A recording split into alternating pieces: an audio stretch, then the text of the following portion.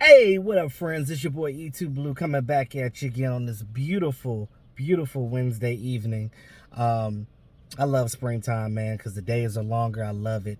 70 degrees, nice, cool breeze coming through here. It's wonderful. I had to do a video outside in the car today.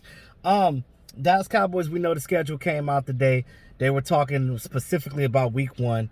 So let's get into the Dallas Cowboys season. Now, I know a lot of people had their schedule, which was probably in the wrong order, but I'm pretty sure the one I have is the right order. Now, when I looked at this schedule at first, when I was writing this damn thing down, I'm like, yo, Cowboys got a tough schedule. I don't care what anybody said. This is a tough schedule. The way the home and away games are, and how many we got a lot of primetime games this year. A lot. I know we normally do get them, but primetime is all throughout this daggone schedule. It's crazy. And of course, because the Cowboys are the Cowboys, they get those back-to-back Thursday games. But we'll get into it. Let's get into it. Week one. I know you guys heard earlier. Cowboys are starting the season off against the Tampa Bay, the reigning Super Bowl champs, Tampa Bay Buccaneers at Raymond James Stadium. 8:20 p.m. on a Thursday night. Prime time. Thursday night, babe. Thursday night. Now, the good thing about starting the season off on a Thursday night, your next week is also a away game too, but you get kind of like 2 extra days of a break or something like that because you're playing on Thursday rather than Sunday. So you don't play again to that next Sunday. So it actually, the first 2 games of the season ain't gonna be that bad. Now, the Buccaneers, I mean, are the Cowboys gonna beat them? I doubt it. I mean, they're Super Bowl champs, and I mean, you're arguably going up against the best offense in the league. And the Cowboys arguably maybe have the second best offense in the league outside of the Buccaneers. 1-2 punch right there. So I think they put these games on purpose because they're like, okay, they could have had the Bucks play against the Chiefs. They could have did that, but they decided to have the Cowboys play the Bucks. Now, we played the Chiefs too this season, so we played both of the teams that this year that were in the Super Bowl. So this is gonna be a tough it's gonna be a tough year. It's gonna be a really tough year. So I look at it like this. If the Dallas Cowboys if their defense could come and show improve and do better than what they did last year, because I look at last year, I just want to forget about last year. I know things are opening up. Those of you that haven't got your vaccines, go ahead and get your vaccine schedule. The Pfizer is the best one to get. I got my first shot last week. If you're gonna get it, get the Pfizer. Get it out the way. Get ready for this football season. And because they're opening up for fans to come to the stadium again. We want to get back to normal, guys. Let's get back to normal. Let's get these vaccines. Let's lower the threat of COVID, and let's get back to business. So yeah, that week one game is gonna be hard. That's gonna be a tough game against the Bucks.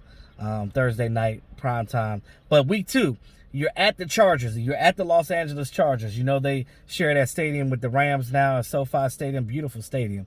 I hate to say it, but it might be better than the Cowboys AT&T Stadium because they got that little water area, that little open area on the side. Like it's beautiful. I've never been personally, but looking at the pictures and looking at it on camera, like it's absolutely freaking gorgeous. And with the palm trees and shit all around there, yeah. Wonderful. But it kind of looked like, when you look at it, it looks like AT&T Stadium on the inside, like in certain parts of it, like it has a AT&T feel to it. It's almost like they took AT&T to the West Coast. That's what it looked like. It basically, SoFi Stadium is AT&T with the outside cabana area. You know what I'm saying? They got like a little patio area with the water and shit and the palm tree. That's what it looks like to me. That's just me in my opinion. But yeah. Now week 2, you got the Chargers, like I said. Week 3, your home opener against the Eagles. That's a Monday Night Football game. Here we talk about these primetime games, guys. I think this is the first year we got a Monday Night Football game this early in the season in a while. I don't recall the last time we had a Monday Night Football game this early in the season. But going against the Eagles, who's going to be their quarterback? Joe Flacco? Jalen Hurts. We don't know. We don't know who's gonna start. But we know they got a lot of young wide receivers, so they're ready to get those guys out there and chuckle along. Week 4 versus the Panthers. We have 3 back-to-back home games to start the season. After the first 2 away games, that is. So you got the Eagles week 3, Panthers week 4. Who knows what they're going to do. And then week 5, you got the Giants. Saquon Barkley coming back from his injury. The Giants have definitely made their team better on both offense and defense. But, again, they still got Daniel Jones, their quarterback. So, if the Cowboys' defense is better, like they say it could be or should be, they should be able to apply pressure on Daniel Jones to get his ass on the ground. So, it's just us outsmarting Joe Judge and Jason Garrett up there. Week 6, we go to New England. So hopefully that's not a real cold game. Week 6, hopefully the weather holds up, that it's not going to be really cold when we go play the Patriots. Again, it ain't Tom Brady Patriots no more. This is Cam Newton, Mac Jones. Who you going to play against? Mac who? Mac Jones. Who? Mac Jones. I'm just saying. Who you going to play against? Who you going to do it? Go ahead and knock them out. Get your W against the Patriots and get that little sneaky away game. Week 7 got a bye. Now, I hate this year that we got an early bye. I would rather us have a bye like week 10 or week 11. No, week 11, because that's right before Thanksgiving. But I wish we would have had our bye week 10 like we did last year. But, again, last year was an aberration. Week 7 is a bye. Got an early bye, but then you look at the teams that we play after that for the rest of the season. This is why I say it's a difficult run, because the way they got these home and away games is not skewed to be comfortable for the Cowboys players. I'll tell you like that. Week 8, we're at the Vikings. That's a Sunday night football game. Now, like I said, we don't have the times yet exactly for these outside of week 1, but I'll go back and plug those in later. The Vikings, Sunday night football, week 8. Week 9, we're back at home against the Broncos. Now, you got the Broncos that have pissed you off. The Broncos then went and got Kyle Fuller, and they got the cornerback Fuller in free agency, right? Then they turned back around and picked Patrick Surtain, snatched him away from the Dallas Cowboys in the draft. Now you got 2 really good corners on your team, and they're going to come in and thinking that they're going to shut us down. So you're going to have to make them pay for that shit, Dallas Cowboys. Don't let the Broncos come into AT&T Stadium and think they're going to do, because if Drew locked the quarterback, they're not going to get the ball downfield any goddamn way, so it doesn't matter. Week 10, at home versus the Falcons. Now, Dan Quinn going against his old team. DeMonte Kazee going against his old team. Keanu Neal going against his former team. How is this Falcons game going to go? We beat them last year. We could probably do it again. We know they got Kyle Pitts now, and whether or not they keep Julio Jones, they got a really good threat with them. And, of course, the young Calvin or whatever, the other receiver. So they're going to Calvin Ridley. So with Ridley and their top 3, and then you don't want to see Kyle Pitts come in there and run all over you, because then Jerry Jones really going to be pissed off, because then he'll be like, damn, we should have moved up to 4. No, we shouldn't have.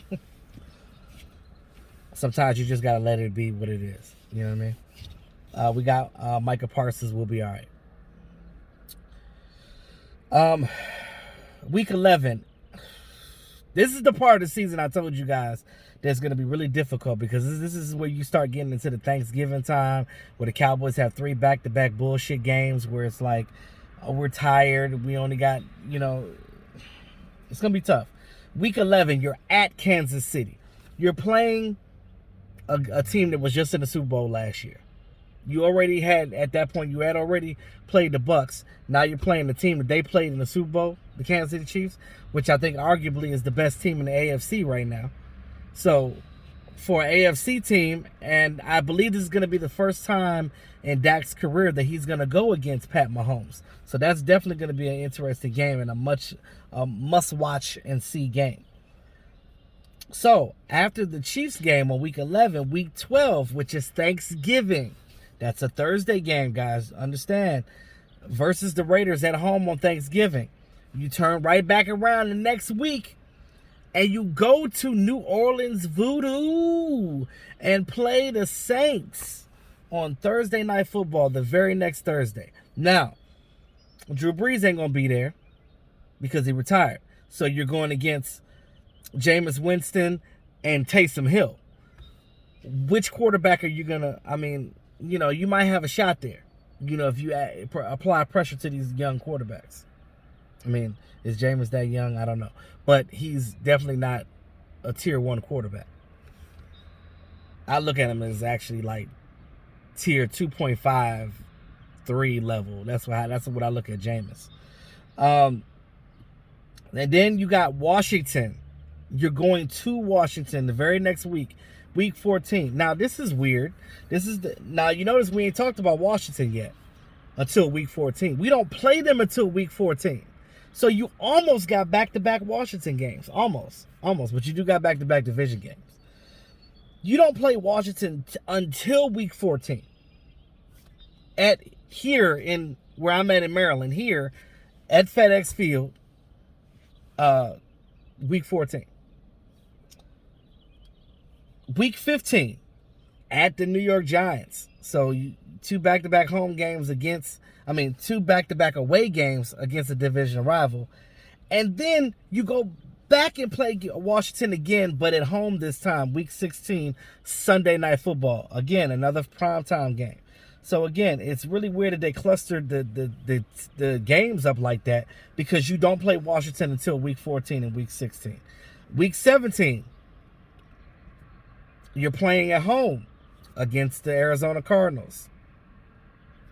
And then, of course, week 18, because that's the new week that we have this year, you're going to Philadelphia Lincoln Financial and play against the Philadelphia Eagles at home the last week of the season.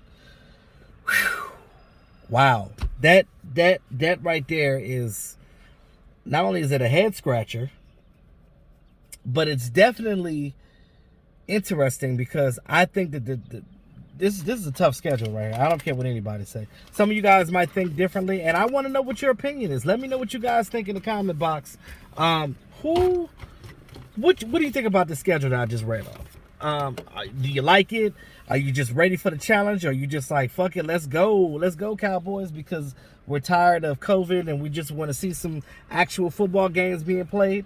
Are people coming back and getting their season tickets? What's going to happen? We don't know. So all we can do is just wait and see how things unfold. Rookie mini camp is this weekend for many teams. Penei Sewell, they said Penei Sewell, for his team, he's got COVID, so he's gonna miss out on rookie OTAs. So, hopefully he gets back on track in the next week or two, and he goes out there and play. I know Penei Sewell's not on our team, but I would have loved to see I know that he's going to be probably an all-star lineman going forward. Him and Rashawn Slater. So I got to give both of those young boys credit. I think they're going to do good in the NFL. Too bad neither one of them could be on the Dallas Cowboys team. Now, with that being said, though, we did get Micah Parsons in the draft. The more and more I think about it, if they play him the right way and they play him like how Penn State did, I think we'll be fine. He's not a cover guy. You're gonna have to stretch him out. You're gonna have to use him on situational rushes. You're gonna have to use him in space because that's the best way that he plays. And if you utilize that, you're gonna get good. You're gonna reap the benefits of what Micah Parsons brings to the table. It's a reason why he was rated a first-round pick. Never mind that all-field stuff, because again, a lot of that was just, he clarified the situation. He told them what was what. And he's good to go. So it is what it is. The Cowboys trusted. They're ready to go with it. And let's see what the young boy can do. But Dan Quinn has to use him right. You got to utilize him right to get the best out of him, period. That's all there is to it. Now, one thing before I end the video, I just wanted to say I'm a little worried about the safety position, though. Because outside of Damontae Kazee, and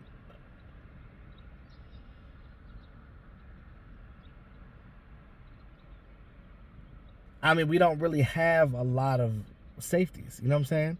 Like, I think we got like 3 safeties on the team right now that are actual safeties. They're trying to change Israel Mukaamu. They're trying to change his position, and because he was drafted as a corner, they're trying to move him to safety. This whole thing with them keep moving players to different positions.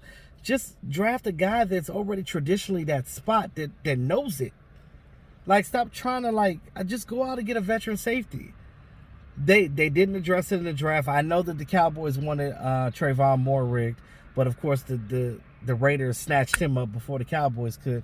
But you can't keep missing out on your chances like that. If you want to get a player, you're going to have to hedge your bets and go get him.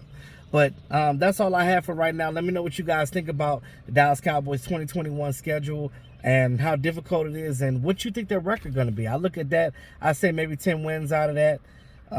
Hopefully 11, because again, we got 18 games, so it's an extra game there. So I'm just going to hope for the best and not expect a whole lot, because week 1 against Tampa Bay, whoever did that was smart, because they knew that was going to be a money grab. But anyway, it's your boy E2 Blue. Like, share, comment, subscribe to the channel. Also subscribe to my other channel, E2 Blue Reviews, where I do food reviews and things of that nature. But in the meantime, in between time, it's your boy E2 Blue, always keeping it real.